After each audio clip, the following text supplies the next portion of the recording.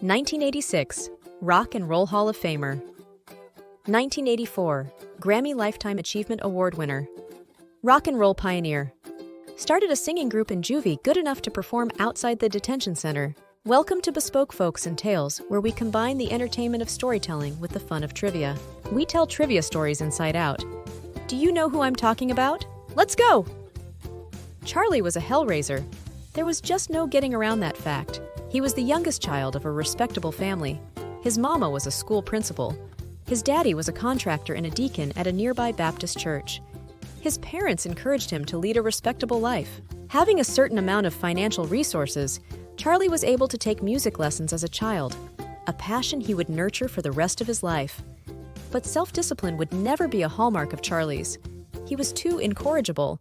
He'd try living a steady, temperate life, but then some indiscretion would cause a certain amount of drama, shall we say. He loved the idea of living a fast and loose lifestyle. All of those dreams most teens imagine, with fast cars, women, and a high lifestyle taunted Charlie. He just had to have them. It all came to a head in 1944 when Charlie did the unthinkable. He robbed 3 stores and then stole a car at gunpoint with some friends.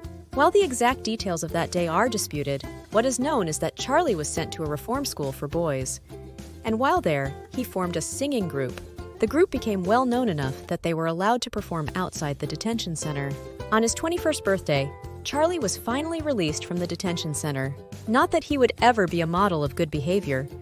Legal challenges would follow him throughout his whole life. For a time, though, Charlie tried to settle down and live a modest life.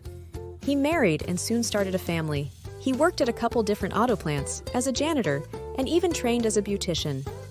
For a time, Charlie seemed to have settled into respectable middle-class America, well enough to be able to afford a small home and all the trappings of post-World War II economics. Charlie still needed an outlet for his wilder energy, and music seemed to offer the best place to unleash it.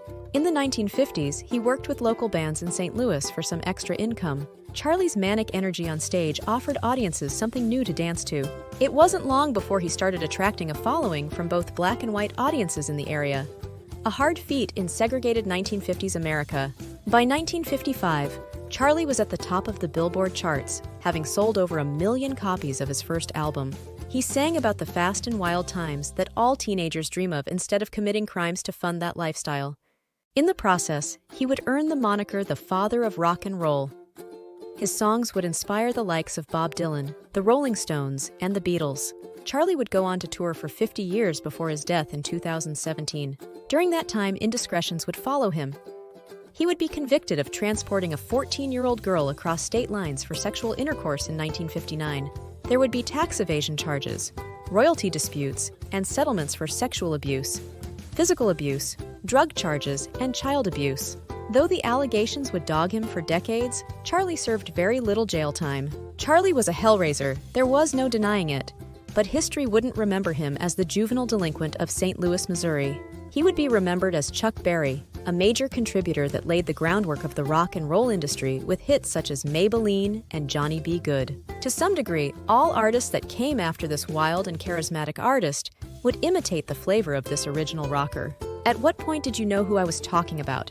Drop me a comment below if you knew it was Chuck Berry, and I'll see you next time on Bespoke Folks and Tales. If you enjoyed that story, you'll love this one. Check it out!